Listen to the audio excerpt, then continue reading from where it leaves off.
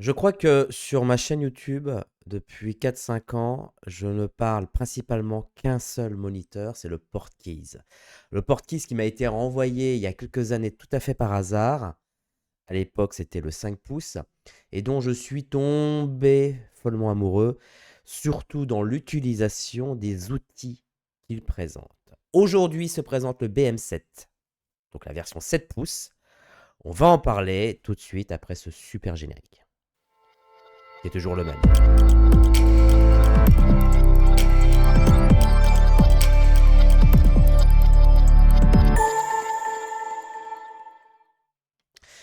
Donc, le Portkeys, la version 5 pouces, j'en ai parlé énormément sur ma chaîne. Je vous mets quelques petits liens dans les fiches.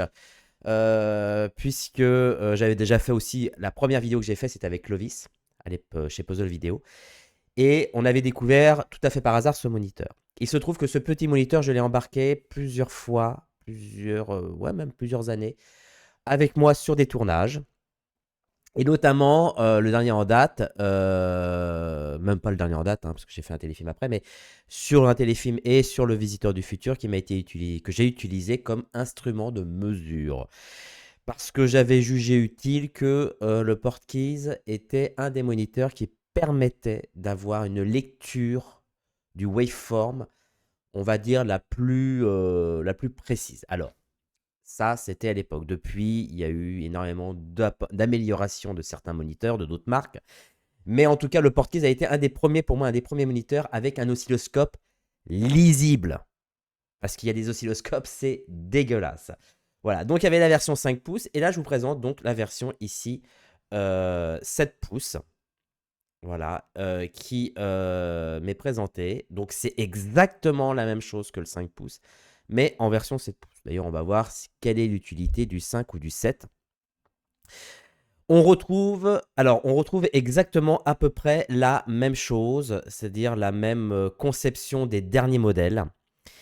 Alors, je vais vous énumérer pas que des avantages, il y a aussi des inconvénients, mais déjà, ça fait partie d'une catégorie de moniteurs pas chers. D'accord? Ce que j'appelle pas cher, c'est-à-dire que dans les gammes avec des entrées SDI, parce qu'attention, hein, c'est pas comparable les mêmes moniteurs entrée SDI ou uniquement entrée HDMI, c'est pas du tout le même prix. Dans la gamme avec des entrées HD SDI, on était dans les moins de 1000 euros. Euh, Ces moniteurs présentent donc l'avantage d'avoir plusieurs entrées, donc entrée HDMI, entrée SDI. Ici, je me suis branché la sortie de mon OBS sur en HDMI in. Mais bien évidemment, vous avez les entrées. Vous avez en même temps deux entrées. Là, il présente le 7 pouces, présente deux entrées SDI que vous pouvez communauter avec une seule sortie. Bien évidemment, je crois que j'ai déjà eu le cas de figure où je peux rentrer en HDMI, sortir en SDI. À vérifier. Je ne suis pas tout à fait sûr, mais il me semble que j'ai déjà fait cette opération. Il y a un gros plus sur l'alimentation de ce moniteur. Ce moniteur, évidemment, consomme 15 watts, donc il est un peu plus que le 5 pouces. Donc, évidemment, il présente la possibilité de mettre deux batteries. Alors, je ne me rappelle plus les références des batteries, excusez-moi. Je jongle pas avec les NPF, les machins, etc. Je ne sais plus. Mais bon, quand vous voyez les petits picots, vous dites-moi dans les commentaires d'ailleurs comment s'appelle cette référence de batterie parce que je confonds toujours. Enfin voilà, je crois que c'est les NPF ou je sais pas quoi, ou peut-être que je dis des conneries. Moi je connais que les Veloc. Voilà. D'ailleurs, en partant de Veloc, cette batterie est alimentée d'ailleurs avec une Veloc. Hein, je l'ai fait en alimentation Veloc. Avec justement des entrées qui étaient très intéressantes. Rappelez-vous, sur les versions 5 pouces, on a un genre de Lemo 4 broches relativement fragile. Je crois que sur 3 4 ans, j'ai dû avoir deux câbles d'utilisation. Donc c'était un Lemo 4 broches. Cette fois-ci, ils ont fait différent. Ils ont fait, en fait, vous avez la possibilité d'avoir, si je ne me trompe pas, deux entrées. Vous avez une entrée, je vais vous la montrer, hop, qui est celle-ci, qui est en version alimentation comme celle-ci, vous voyez.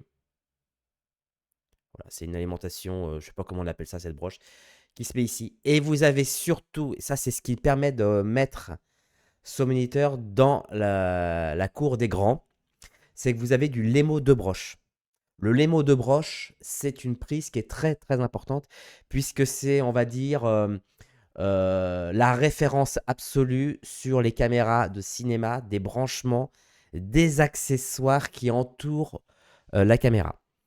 Que ça soit l'alimentation justement d'un moniteur, que ça soit l'alimentation d'un accessoire quelconque, on est bien souvent sur du Lemo de broche, donc ça ressemble à une prise comme ça avec deux picots à l'intérieur femelle.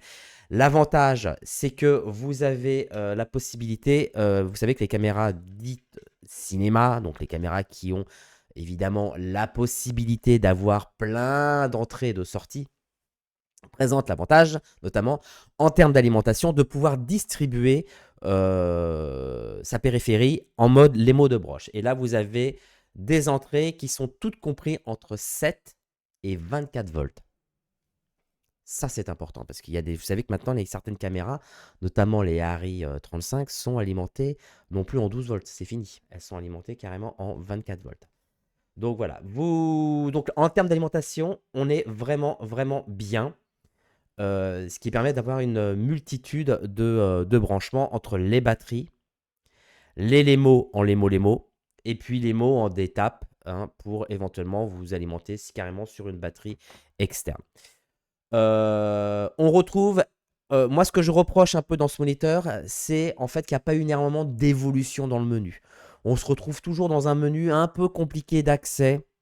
C'est-à-dire qu'on ne sait plus trop, et même moi, avec 4-5 ans d'expérience, j'arrive toujours pas. Alors, à moins de paramétrer certains keys, ici, vous avez 4 boutons assignés. C'est toujours la même chose entre appuyer, tirer par là, etc. J'en profite. On sait voilà, en fait, en gros, on sait jamais trop dans quel sens il faut aller. Enfin, j'ai eu toujours un peu de mal à m'y retrouver entre mettre l'oscilloscope, le passer en plein écran, etc. C'est un peu compliqué. Il y a un atout énorme de ce moniteur, mais que je vais pas trop vous présenter parce que c'est pas trop mon utilité. Mais peut-être pour vous, ça peut être. C'est la capacité de pouvoir piloter des caméras, soit par Wi-Fi, soit par un câble que vous pouvez avoir, qui permet de piloter vos caméras. Et dans les menus, on retrouve de la RED, on retrouve de la Z-Cam, on retrouve de la Blackmagic Pocket Cinéma. Ah putain, vous voyez, je me suis trompé. Voilà, et là, c'est parti. Voilà, tac. Vous avez du Canon, du Sony, du Panasonic. Bref, vous pouvez piloter vos caméras, c'est-à-dire le menu des caméras via ce moniteur. Ce qui peut faire penser généralement, notamment je pense, ce qui a été très pratique quand on utilise de la RED, c'est l'utilisation des moniteurs RED qui permettent de piloter la caméra. Mais ça, c'est de façon native. Là, c'est un moniteur qui permet de piloter via Wi-Fi ou via un câble les caméras qui sont des caméras, on va dire, accessibles, bon marché, comme les Blackmagic, les petites Sony, les Canon, etc. C'est pas trop mon secteur, c'est pas trop mon utilité, c'est pas là où je me suis véritablement intéressé pour ce moniteur. En revanche, là où je me suis véritablement intéressé, c'est son instrument de mesure, qui est d'une précision absolue, contrairement à d'autres moniteurs, avec la possibilité évidemment d'un côté, enfin dans la même lecture, d'avoir à la fois d'un côté ici les millivolts et de l'autre côté les pourcentages. La lecture est d'une résolution parfaite, ça veut dire que permet d'avoir une très bonne lecture, on va dire, facile, pas trop pixelisée et surtout en plein écran. Ce qui n'est pas le cas de tous ces moniteurs-là.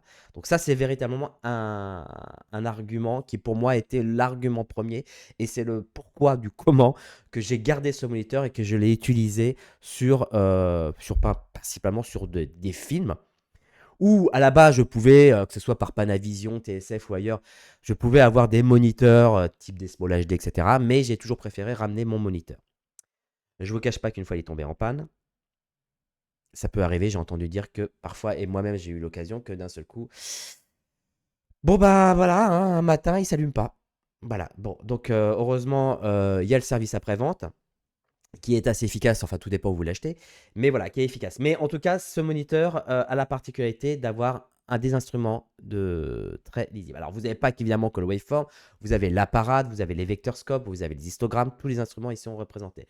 Le seul truc évidemment qui est compliqué, c'est le passage, vous voyez, le passage pour pour aller justement dans ces menus qui est un peu compliqué. Il faut vraiment, vraiment avoir ce coup de main. C'est ce que je reproche un peu. Donc voilà, ici, tac, si je vais là par exemple, vous pouvez, dans les instruments, si je ne me trompe pas, oui, vous avez aussi la possibilité d'importer des luttes, hein. Ça, c'est aussi important parce que je sais que si vous travaillez en log et que vous n'avez pas forcément envie d'utiliser comment on appelle ça chez sur les caméras, enfin, la caméra vous permet de vous afficher un Rec 709, mais vous avez peut-être aussi envie d'avoir le log. Donc, du coup, vous pouvez afficher le Rec 709 directement via ce moniteur, c'est-à-dire que c'est lui qui va vous afficher la lutte, qui permet de faire cette conversion. Et du coup, vous avez en sortie HDMI de la caméra directement du log. Donc ça, c'est plutôt pratique parfois de pouvoir gérer le log et le Rec 709 à partir du moniteur. Voilà. Sinon, bah, on se retrouve toujours sur des réglages. Ah oui, très important, c'est la ventilation. Maintenant, ils avaient mis une ventilation qui était, on va dire, sur 3 paliers avant. C'était bas, milieu, haut. Là, vous avez plusieurs niveaux de ventilation jusqu'à un niveau de 10 qui, clairement, si vous tournez avec du son direct, est impossible, hein. Vous voyez, c'est totalement impossible. Et vous avez la possibilité de le mettre au minimum à 1. Et à 1, je ne vous cache pas qu'en mode fiction, l'ingénieur du son peut vous faire chier. C'est limite, limite. C'est ça qu'il faut faire attention parce que les ingénieurs du son en mode fiction ont une oreille qui ont beaucoup plus aiguisée et qui risquent vraiment de vous le détecter.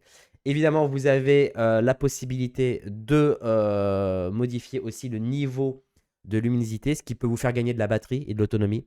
Donc, si vous êtes en extérieur jour, vous avez la possibilité d'augmenter la luminosité, parce que je vous rappelle que c'est quand même un 220 nits, qu'est-ce que je dis, d'un 2200 nits, donc c'est très puissant avec un contraste de 1 pour 1000, 2200 candela par mètre carré, donc 2200 nits, c'est très très très fort, d'accord. Donc vous avez la possibilité de pouvoir avoir 10 niveaux de luminosité. Évidemment, ça va engendrer, un, la consommation de batterie, et deux, le refroidissement. Donc si vous êtes plutôt dans des studios, en intérieur studio, privilégiez plutôt quelque chose de bas, d'accord, ça va éviter trop de ventiler. Et comme on sait que quand on est en studio ou dans des intérieurs, c'est là où on peut détecter la ventilation. Si vous êtes en extérieur avec du plein soleil qui tape, les instruments de mesure en verre sont plutôt utiles lorsque vous savez que généralement la couleur verte est une couleur assez utile pour la lecture d'une image en plein jour. D'ailleurs, petite parenthèse qui n'a rien à voir, c'est pour ça que les premiers Steadicam dans les années 80, les retours monitoring, qui étaient des tubes cathodiques, étaient en vert, monochrome vert. Je ne sais pas s'il y en a qui ont connu ça, mais c'était vert, ça avait l'avantage d'être beaucoup plus lisible en extérieur jour. Évidemment, aujourd'hui, ce n'est plus le cas, puisqu'on a aujourd'hui des moniteurs comme ces genres de moniteurs qui présentent l'avantage d'avoir des nits qui montent, qui vont au-delà de 100 nits, hein, au-delà de SD, donc qui montent jusqu'à 2200 nits. Donc là, vous avez une parfaite lecture, même en plein cagnard, quoi. Donc là, vous pourrez mettre à fond et puis vous pourrez monter un peu la ventilation, ce qui se fera beaucoup moins entendre dans des extérieurs jours. Qu'est-ce que je peux vous dire de plus? Évidemment, vous avez des petits packs Kodak ici avec des petits ergots qui permettent, vous savez, vous avez des petits bras magiques avec un petit ergot pratique. Ça évite que le moniteur tourne sur son bras magique. Hein, on l'a tous connu, hein, qui est galère. Donc vous en avez un en haut, un en bas, hein, ça dépend comment vous voulez mettre. Maintenant, vous avez du 5 ou du 7 pouces. Évidemment, sur des caméras en mode caméra embarquée, je vous conseille plutôt du 5 pouces. Parce que le 7 pouces, ça va commencer à faire lourd. Bien que ce moniteur soit très fin, comme vous le voyez, très très très fin d'utilisation, et très léger.